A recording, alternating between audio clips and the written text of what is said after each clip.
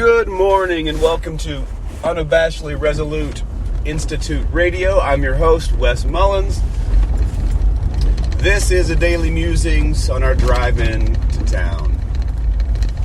So, we had our UR Institute class last night on imagination and reason. And let me just ask you a question. Why do you think we have books that are called classics?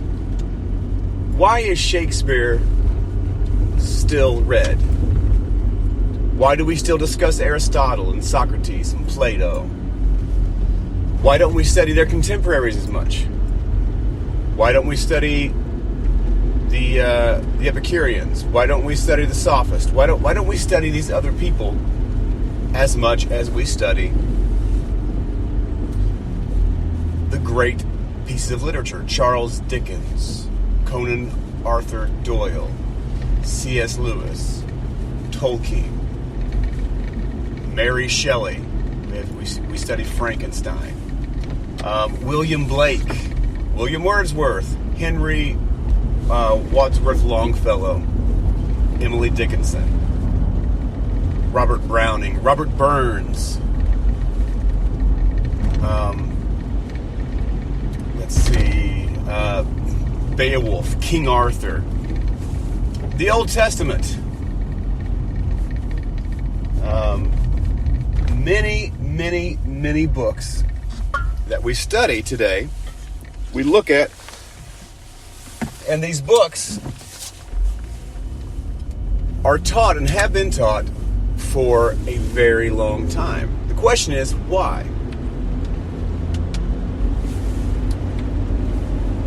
There are two main reasons given today for why we look at literature the way we look at literature. The first reason is, in a crude manner, because of colonialism. Because heroes write history. We keep the books of the white colonialists or the European colonialists because these were their heroes, and we kept their stories simply because they were the colonial heroes. They were the European heroes. And their books are no more important than the heroes we don't talk about. Now, there's some credence to that. And some of the credence is there were heroes in literature that was written by people who were not European, that were not a part of Western society, that wrote some good things, but they didn't get the recognition because they were either a non-European or some other mitigating factor such as that.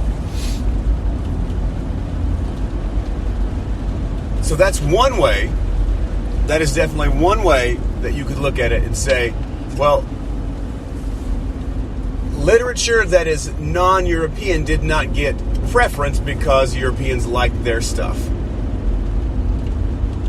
The other option is, and there might be a third or fourth option, but I think these are the two main options. The other option is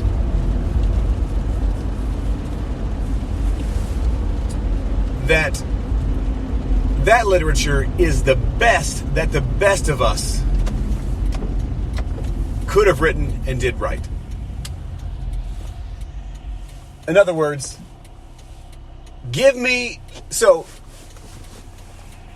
we can test this theory. We can test out both of these theories. And here's how we can test both of these theories. Give me the writings of this seemingly underprivileged group, and then give me Shakespeare, and we'll decide which writing is better.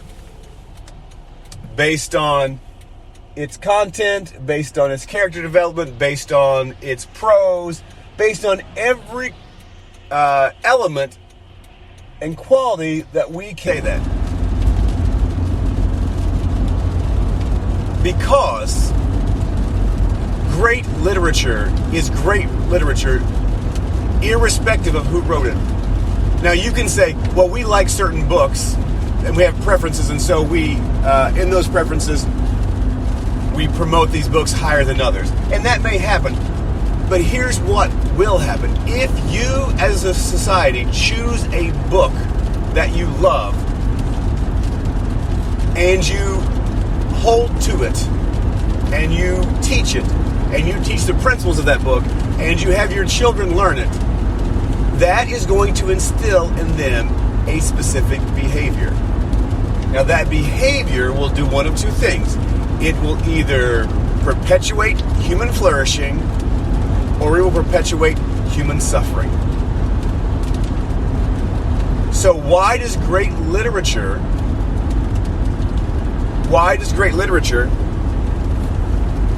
still exist? My thesis is that great literature exists because when the people read the literature that it was released to, when the audience read the literature, it actually encouraged and helped them flourish in their current situations, helped them understand and wrestle with their human condition, and it created societies that flourished.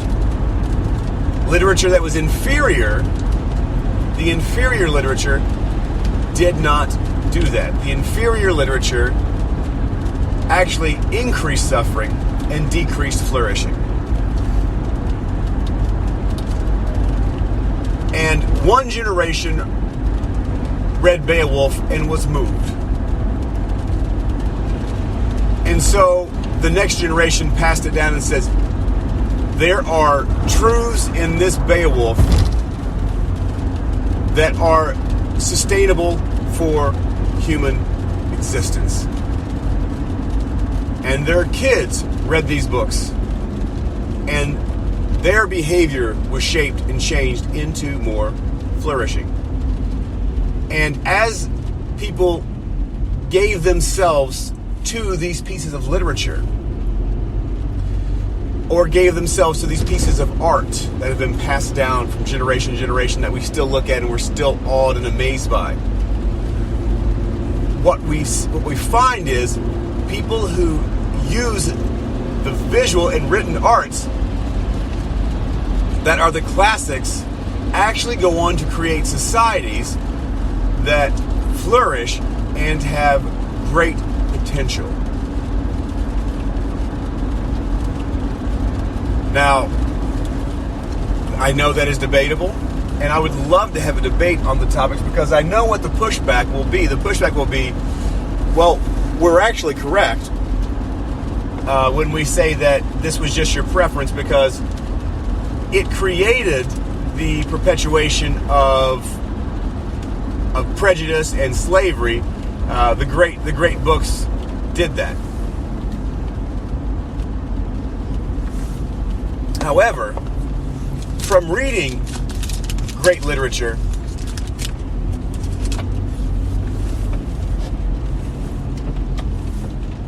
and reading the classics and wrestling with these things, we actually went from societies.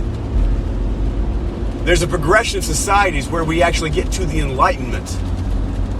And we get to the Enlightenment, then we get to modernity. And when we begin to learn about the self, and when we begin to learn about individualism, what happens is the chains of slavery are broken through the progression of Western thoughts by the perpetuation of great Western literature. Other societies, so here's a litmus test. The other societies that you say have just an equal literature to that of the West, yet they still have slavery. Their societies have not progressed as quickly. They did not come to the understanding of individualism. The self is not known in some of these countries, and you look and you say, if your literature was as good in creating and perpetuating human flourishing, therefore your literature would have instilled in people the desire and helped them mitigate suffering. However, the literature that they engage with has not. Now you're looking for specific examples right now. I'm giving you generalized terms because I'm speaking on a podcast that I have, my drive-in to talk about. Pull it apart. Pick it apart. Take my thesis and pull it apart. My thesis is great literature will sustain and perpetuate a progression of human flourishing throughout the centuries wherein that literature is the effector to the human behavior and conditioning human behavior. That's what I'm saying. Inferior literature will lead to more human suffering. And I was thinking, I listened to last night to a Jordan-Peterson interview with a lady who escaped from North Korea.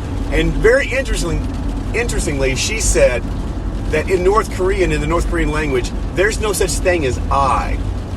You never get to say I. You can never say I like this or I do this. You say we do this or we like that. But in Western society, which stems from Judeo-Christian values, wherein the soul has meaning and value and the individual has inherent worth and value, so much so that Thomas Jefferson says we hold these truths to be self-evident. It is through the progression of great literature based on these values wherein we get to engage with the human condition and actually create better, flourishing human behaviors. And it was through the West, not through the Eastern religions, not through the Eastern philosophies, through Western philosophy that actually human rights. Think about it. Anyway, that's all I've got for now, guys. Thank you so much for listening. This has been Wes Mullins with Unabashedly Resolute Institute. Go to my website, www.unabashedlyresolute.com. Sign up for a class, Rethinking Thinking, Mere Christianity, or Becoming Sherlock Holmes. See you guys later. Have a great day. Bye.